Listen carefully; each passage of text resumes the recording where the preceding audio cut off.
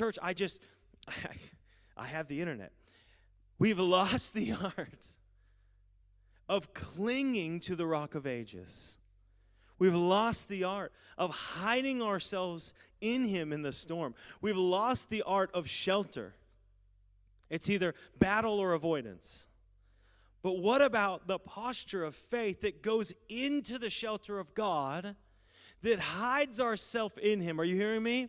And that informs our speaking, and that informs our going, that informs our working. In fact, everything that we contend for is birthed out of the secret place. Church, listen, revelation, true revelation, comes through submission in the secret place.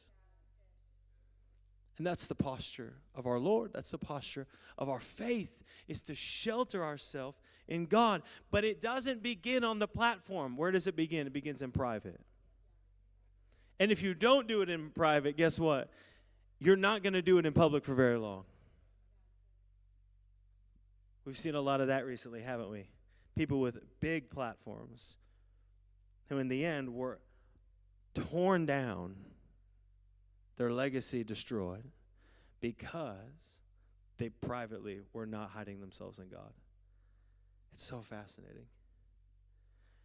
We're in an era where I feel like young people are so concerned about what brand, what platform they're building, and older people are so concerned about what legacy they're leaving. And can I just say, forgetting all of that, we should be concerned on who we are dwelling in, because that is who we will dwell in for eternity.